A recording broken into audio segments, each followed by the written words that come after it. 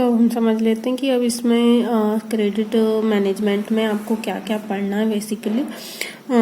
तो फ्रेंड, ये मेरे पास मैकमिलन के द्वारा रिकमेंडेड जो टैक्समैन की बुक है क्रेडिट मैनेजमेंट के लिए, वो है मेरे पास। एक्चुअली ये मेरे पास उसकी कॉपी है। हम इसमें जो टोटल आपको मॉड्यूल्स हैं वो 5 मॉड्यूल्स हैं। मॉड्यूल ए, ये जो है आपका क्रेडिट से के रिलेटेड इंट्रोडक्शन और ओवरव्यू है, जिसमें आपको प्रिंसिपल्स ऑफ लेंडिंग समझने हैं, क्या क्या क्रेडिट पॉलिसी होती है बैंक्स की। इंडिविजुअल बैंक्स की अपनी अपनी भी हो सकती है और कुछ सेंट्रल पॉलिसी होती है जो कि गवर्नमेंट डिसाइड करती है, क्योंकि कुछ जो क्रेडिट स्कीम्स रहती हैं वो गवर्नमेंट की रहती हैं। इस वजह से टाइप्स ऑफ बोरोर आप इसमें पढ़ेंगे, क्योंकि जो हम बैंकिंग करते हैं वो मोस्टली रिटेल बैंकिंग होती है, लेकिन ब्रॉडर लेवल पर देखेंगे तो ऑब्वियसली इसमें क्या बोलते हैं आपकी कॉर्पोरेट बैंकिंग भी होती है ना, गवर्नमेंट के लिए जो हम काम करते हैं गवर्नमेंट बैंकिंग भी होती है। तो आपके जो टाइप्स ऑफ बोरोवर्स हैं उसी तरह से रहेंगे। तो इसमें आपको टाइप्स ऑफ बोरोवर उन अलग अलग बोरोवर्स को हम किस तरह की क्रेडिट फैसिलिटी देते हैं, जैसे कि सीसी लिमिट हुआ, ओडी लिमिट हुआ, टर्म लोन हुआ। तो ये सारी चीजें आपको इसमें पढ़नी है। क्रेडिट डिलीवरी मतलब कि आपको उनको कैसे आपका क्रेडिट डिलीवर करना है ना, ये आपको इसमें पढ़ना है।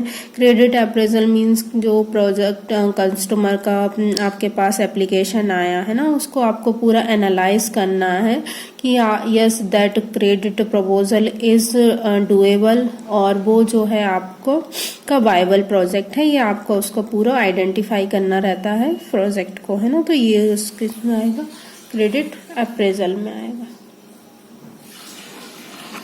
क्रेडिट रेटिंग मतलब जब आप किसी व्यक्ति को लोन देते हैं या किसी इंस्टीट्यूशन को या किसी कॉर्पोरेट बोरोवर को जब आप लोन देते हैं तो हम उसकी क्रेडिट रेटिंग्स भी चेक करते हैं। क्रेडिट रेटिंग एजेंसीज देती हैं।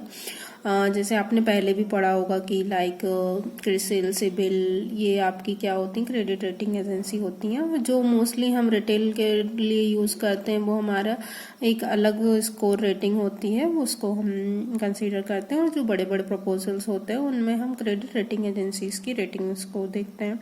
तो ये आप इसमें पढ़ेंगे। उसके बाद आपका मॉड्यूल बी आता है, एनालिसिस ऑफ फाइनेंशियल स्टेटमेंट्स।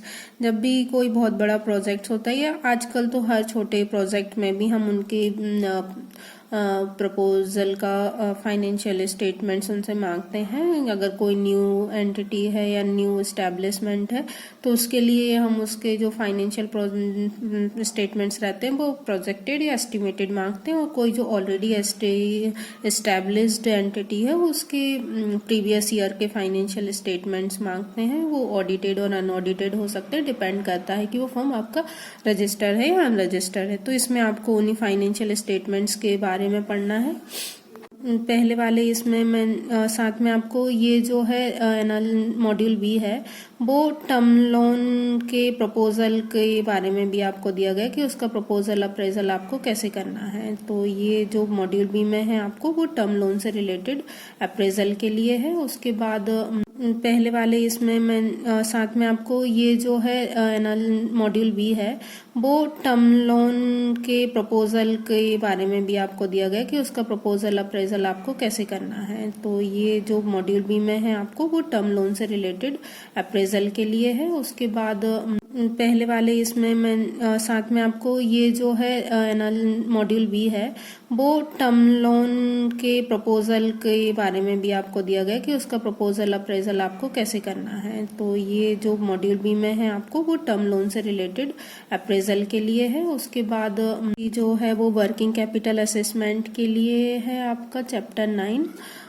और चैप्टर 10 जो है वो non fund based credit facilities के लिए है। Non fund based credit facilities आपने CIB JIB में भी पढ़ा होगा कि उसमें हमारे जनरली लेटर ऑफ क्रेडिट आते हैं और बैंक गारंटी आती है। ये हमारे नॉन फंड बेस्ड फैसिलिटी रहती हैं। तो ये आपका इसमें आपको मॉड्यूल सी में पढ़ना है।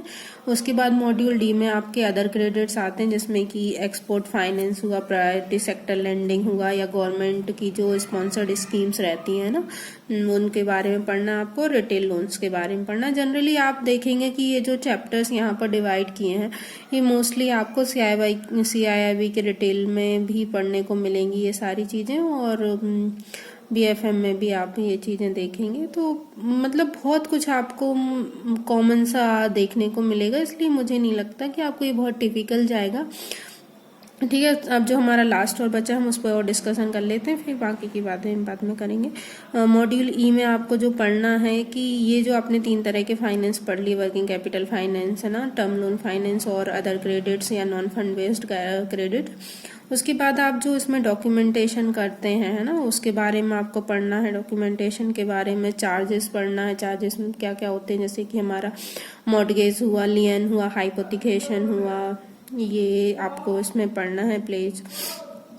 उसके बाद follow up, supervision and credit monitoring है ना, ये जो है ये किसका पार्ट बन जाता है आपका, जब भी लोन सैंक्शन होने के बाद की प्रोसीजर जो होती है वो आपकी इसमें फॉलो अप, सुपरविजन और क्रेडिट मॉनिटरिंग में आती है, जिसमें कि आपको जो है आपका लोन प्रपोजल उस पर कंटिन्यूसली वॉच करना रहता है कि वो रेगुलर है, उसमें जो इनकम जनरेशन है वो कंटिन्यूस है कि नहीं, क्योंकि अगर आपका लोन प्रपोजल में लोन में अगर कंटिन्यूसली रिकवरी नहीं आती है तो वो फिर आपका अकाउंट जो है वो डिफॉल्ट की कंडीशन में जाने लगता है, जो कि हमारे लिए फ्रूटफुल नहीं होता है। इसलिए फिर उसका लोन प्रपोजल का फॉलोअप करना, सुपरविजन करना और मॉनिटरिंग करना इम्पॉर्टेंट पार्ट हो जाता है।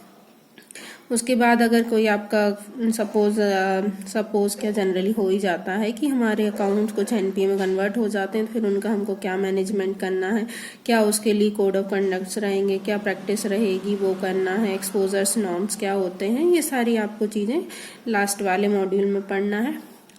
तो फ्रेंड ये अभी इसका कुछ ब्रीफ इंट्रोडक्शन मेरी तरफ से आपको था। आशा करती हूँ आपको पसंद आया होगा। मेरा इस वीडियो को बनाने का पर्पस बस इतना है कि कुछ मेरे फ्रेंड्स बोलते थे जब मैं अपनी JIIB से IIB की तैयारी कर रही थी कि मेरा थोड़ा पढ़ाने का तरीका अच्छा है, मैं ये कर सकती हूँ, that's why I am trying to do it for all you. अगर आपको मेरा थोड़ा भी समझाने का, पढ़ाने का ठीक लगता है या मुझे कुछ बहुत इम्प्रूवमेंट की ज़रूरत है तो प्लीज़ मुझे कमेंट करिएगा।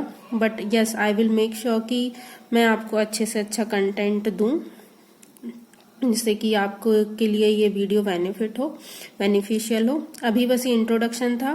प्लीज आगे के जो वीडियोस हैं उसमें हम चैप्टर वाइज इसके बारे में डिटेल में पढ़ाई करेंगे। होप आपको ये वीडियो पसंद आया होगा। Thank you so much.